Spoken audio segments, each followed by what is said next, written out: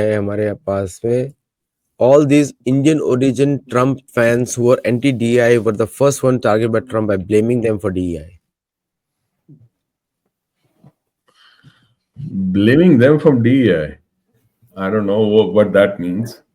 क्योंकि सी I think मजाक बनाया जा रहा है भारत में, बहुत ट्रम्प कर रहे थे ये लोग, अब देखो क्या किया ट्रम्प ने। हाँ, तो क्या है कि तो उसको पर्सपेक्टिव में समझनी, मतलब आप गोल स्कोरिंग करनी है, आप गोल स्कोरिंग करो। वो अगर आपको वो ऐसी बातें करनी है तो आप करते रहो वो goal scoring, that is fine. But really context देखो आप। वो आई थिंक सारे रिएक्ट कर रहे हैं कि कैसे विवेक रामास्वामी और उसके जो एक्शन हुआ उसके ऊपर, और उसे लाइक उसके रिलेटेड जो भी H1Bs के बारे में और इंडियन अमेरिकन के बारे में जो हेट फैलाई गई है, वो एक दिमाग में लोगों की बातें हैं, तो उसको लेके उसके चलते वो सारे इंडियन अमेरिकन जो ट्रम्प को बैक कर रहे थे against Biden and Kamala Harris, उनको एक तरह का वो गोल स्कोर कर रहे हैं लोग। पर इसको ढंग से समझने की जरूरत है। सी वो अभी वो जो स्पीकर था माइक जॉनसन, उसने एक बड़ी इंटरेस्टिंग बात बोली। उसने बताया कि कैसे वो एक बड़ी इंपॉर्टेंट नेशनल सिक्योरिटी का कोई क्वेश्चन था और डिस्कशन थी, वो करने के लिए जाना चाहता था बाइडेन से मिलने, उसको नहीं मिलने दिया गया। जब आफ्टर 6 to 8 वीक्स वो मिलने के लिए वाकई में गया तो वहां बहुत सारे और लोग थे। और जब वो बात कर रहे थे, सडनली बाइडेन ने कहा उसको कि मेरे को आपसे सीधा बात करनी है, and he asked other people to go out. वहां चक शूमर, CIA डायरेक्टर वगैरह वो सब थे वहां पे, उन सबको बाहर निकाल दिया गया। Then Biden and Johnson started talking. तो जॉनसन ने कहा कि आप वो LNG वगैरह जो बंद कर दिया यूरोप के लिए, वो अच्छी बात नहीं है, because that will impact our geopolitical situation. उसको बाइडेन ने कहा कि मैंने तो ऐसा किया ही नहीं है, मैंने ऐसा कुछ साइन ही नहीं किया। कहता है जो साइन हुआ था वो ये हुआ था कि एक स्टडी करनी है LNG के बारे में। उन्होंने ये उसको बताया गया बाइडेन को, उससे साइन कराया गया कि LNG को रोकना है यूरोप के लिए। कोई पीछे से काम कर रहा था और बाइडेन को हवा तक नहीं थी। Biden was not ruling this country, this country was being ruled by some other people जो अपना एक एजेंडा लेकर चल रहे थे। वो ये जो सारा एजेंडा था जो लेकर चल रहे थे, that was in sync with the intelligence agencies. हमने ट्विटर फाइल्स में देखा, हमने मार्क जकरबर्ग की बातें वो सुनी। That was in sync with the intelligence agencies and that was in sync with all the social media and such technocratic establishments. अगर उस तरह से देखें ये लोग, और अमेरिका को कोई छोटी मोटी चीज मत समझो, क्योंकि इसकी पावर बहुत तगड़ी है। लोग देखते हैं, लोग जानते हैं कि क्या करने वाले हैं, वो फिर भी कर जाते हैं, उनको रोक नहीं पाते। पुतिन जो है रशिया का, that guy is extremely strong. Russia weak नहीं है।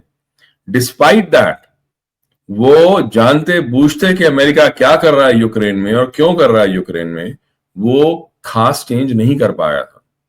जो भी किया वो रोक सकता था, पर वो रोक पाया नहीं। अपने 5 लाख या कितने, अकॉर्डिंग टू डिफरेंट सोर्सेस, कितने उसके खुद लोग मर गए हैं ये पूरे वॉर में, और कितना नुकसान हुआ है उसको। बट ये मैं कहना चाहता हूं कि इस सारी पावर की बागडोर कुछ ऐसे लोगों के हाथ में थी जिनके आप नाम भी नहीं जानते, जिनको आप जानते भी नहीं हो। उनका निकलना आवश्यक था, लाजमी था। अगर उनको ना निकाला जाता कि तो पूरी दुनिया में वो और बहुत कुछ कर सकते थे जो नहीं करना चाहिए था। ट्रम्प भी गलतियां कर रहा है, वो भी गलतियां करेगा, पर वो एटलीस्ट कुछ करेगा तो सही। एटलीस्ट जो भी करेगा वो करेगा, कोई पीछे से बैठा हुआ इंसान नहीं करेगा। वो ट्रम्प को पता भी नहीं है, ट्रम्प ऐसे नशे में यहां वहां गिर रहा है, किसी का नाम नहीं पता, किसी का कुछ नहीं पता। ऐसी सिचुएशन नहीं होगी, वो कुछ करेगा खुद। गलतियां भी करेगा, अच्छा भी करेगा, बुरा भी करेगा। हमारे साथ यहाँ पर यूएस में जो अमेरिकन हैं, जो इंडियन अमेरिकन हैं, उनके साथ अच्छा टाइम भी आएगा, बुरा टाइम भी आएगा। पर इंडियन अमेरिकन उस सिचुएशन में नहीं है जिस सिचुएशन में इंडियंस ईदी अमीन के टाइम में युगांडा में थे, या जिस तरह यूके में है। बिकॉज इन सब जगहों में, और लाइक इवन कनाडा में, इन सब में फर्क है। Indians in America are much deeper into the entire social and political fabric than in any other country that I've seen. आप देखो कौन सी और कंट्री ऐसी है जहां पर विवेक रामास्वामी जैसे लोग, या तुलसी गैबर्ट, कैश पटेल के लेवल पे लोग गए हैं, या सुंदर पिचाई या सत्य नडेला के लेवल पे गए हैं। ये लोग अच्छे हैं या बुरे हैं, कुछ लोग ठीक हैं, कुछ लोग नहीं हैं, बट एटलीस्ट उनके नीचे हजारों ऐसे और लोग हैं जो उनकी जगह और उनसे ज्यादा लोगों की जगह लेंगे। उसने, वीर दास ने बड़ा इंटरेस्टिंग बात बोली थी कि whatever I am speaking, if you do not understand what I am saying in my accent, go and talk to your boss, and if he doesn't know then talk to your boss's boss. The thing is के अगर हम देखें इस situation को, Indian Americans will face मतलब on and off time, but it is not complete doom. ये जो हो रहा है, ये पूरी दुनिया के लिए, स्पेसिफिकली इंडिया के लिए बहुत जरूरी था चेंज होना। ये आपको समझना पड़ेगा। मतलब आप हमारी तरफ बंदूक रख के ताल लो, बट द सिचुएशन जो है उसका सबसे बड़ा इंपैक्ट इंडिया में पड़ेगा एक्चुअली। अगर हम ये पूरे जियो पोलिटिकल रीअलाइनमेंट्स लें जो होंगे अभी, अगर हम ये देखें कि इसका जो ट्रम्प का जो थ्रेट्स हैं टू डेनमार्क और टू ग्रीनलैंड, जो वो कॉन्वर्सेशन हुई है, और जो एआई में अगर हम देखें, डीप सीक ने जो R1 निकाला है अगेंस्ट वर्सेस वो ओपन एआई का, that shows के China is not just making cheap and like useless products. Like it is making some really high-end stuff, and we have to respect that. उनके Xi Jinping को ना respect करें, उनके engineers, उनके दिमाग को तो रिस्पेक्ट करना पड़ेगा ना हमें। तो अगर ऐसी बात है तो आगे आने वाला टाइम इतना सिंपल नहीं होगा। उसमें एटलीस्ट, उस सिचुएशन में at least India will be better placed versus what it would have been अगर बाइडेन रहता तो, या वो आगे कमला हैरिस आती तो। मतलब वो क्योंकि लाइक उनका आना जाना, आना ना आना उसका कोई मतलब नहीं था, बिकॉज वो वहां थे ही नहीं, सिर्फ नाम था, रूल तो कोई और कर रहा था जिसके बारे में आप जानते भी नहीं। आपको ये नहीं पता कि उनका नाम क्या था। जिसने वो पेपर साइन कराया वो किसी को नहीं पता कि कौन था वो। तो ये आगे वाले टाइम उस तरह से बहुत डिफरेंट होगा, चैलेंजिंग होगा। जैसे मैंने कहा, कोई भी ऐसी रेवोल्यूशन मैं नहीं जानता जो रेडिकल रेवोल्यूशन हुई हो, जो नई आने वाली सरकार है, जो नई आने वाली पावर है, उसने पिछले पावर्स को उखाड़ के बाहर फेंका हो, और फिर वैसी टिरनी वहां ना वो चलाई हो।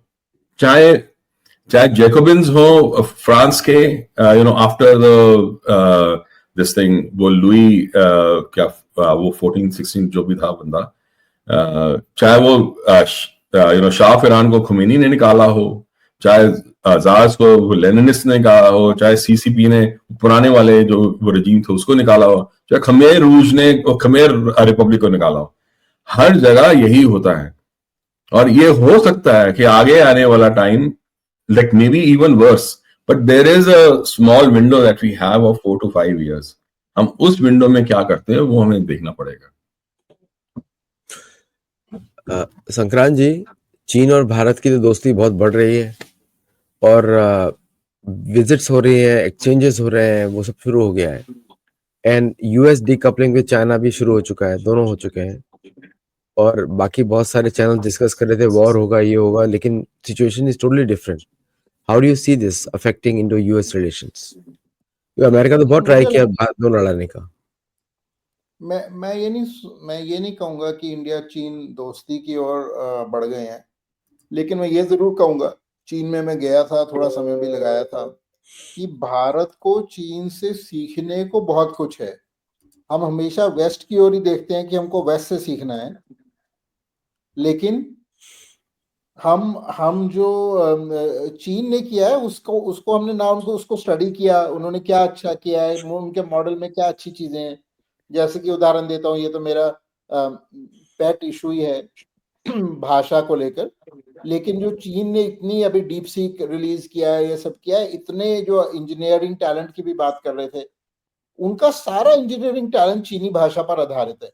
बल्कि उन्होंने एक रिक्वायरमेंट की कि जो फॉरेन कंपनी जो भी आएगी वो टेक्नोलॉजी ट्रांसफर करेगी चाइना को, और जो टेक्नोलॉजी ट्रांसफर होगा उसको पहले उनको चीनी में अनुवाद करना पड़ेगा, यानी कि चीनी भाषा में वो टेक्नोलॉजी ट्रांसफर करेगी। सारे जो कॉन्ट्रैक्ट साइन करेंगी एमएनसी वो चीनी भाषा में कॉन्ट्रैक्ट साइन करेंगी। और उन्होंने यहाँ तक किया कि अब उन्होंने चाइनीज स्कूल्स में अंग्रेजी इम्तिहान लेना, वो भी उस पर पाबंदी लगा दिया, उसको बैन कर दिया है। यानी कि अंग्रेजी के लिए आपको कुछ कोई नंबर नहीं दे सकते आप किसी भी स्कूल में। तो उन्होंने एक ये किया। उसके बाद उन्होंने 1000 टैलेंट्स प्रोग्राम किया। जितना भी उनका चाइनीज डायस्पोरा था, जो बहुत एकेडेमिया में बहुत अच्छी अच्छी साइंस एंड टेक्नोलॉजी के पोजीशंस में था, उनको वो वापस लेकर आए बहुत इंसेंटिव्स के साथ, millions of dollars of research grants, lot of freedom to do research.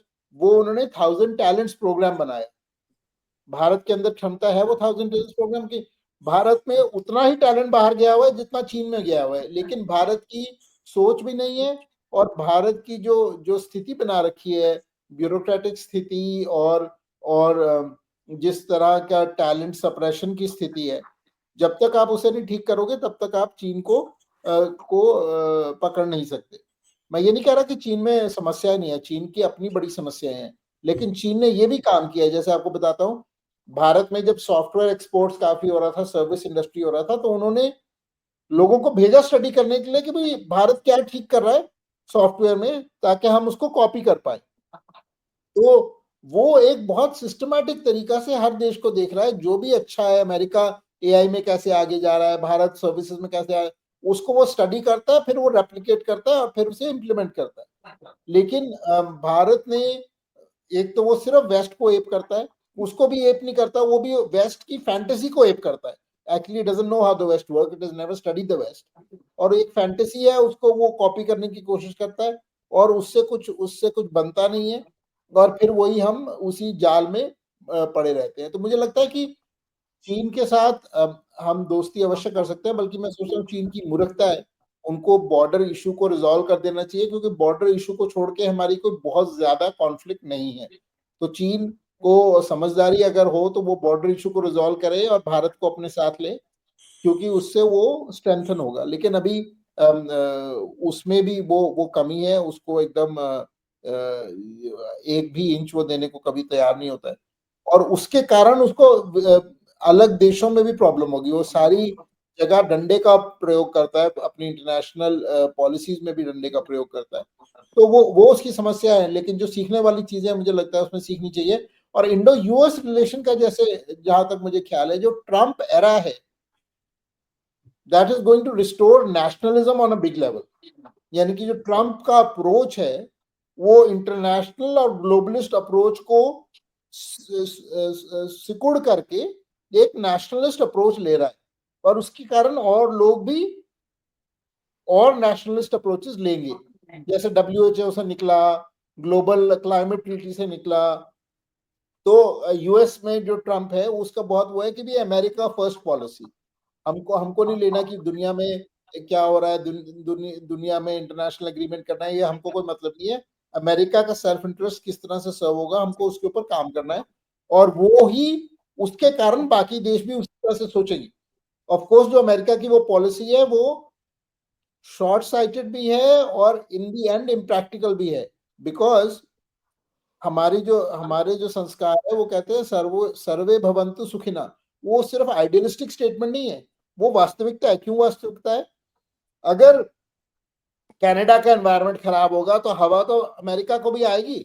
अगर चीन कुछ डंप करेगा ओशन में तो अमेरिका का ओशन भी गंदा होगा।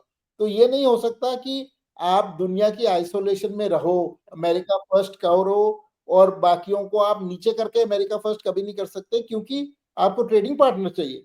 आप दूसरे की इकोनॉमी को खराब करके आपके पास ट्रेडिंग पार्टनर कैसे आएंगे? तो everything is interconnected and so nothing can actually go in isolation. लेकिन जो जो अमेरिका और ट्रम्प के अंदर वो जो सोच है उनकी, उसमें पॉजिटिव्स भी हैं।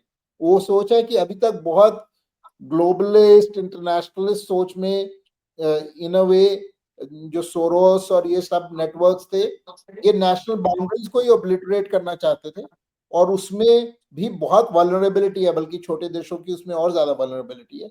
तो मुझे लगता है कि ये एक करेक्टिव है जो ट्रम्प ने किया। आगे देखो होता है क्या।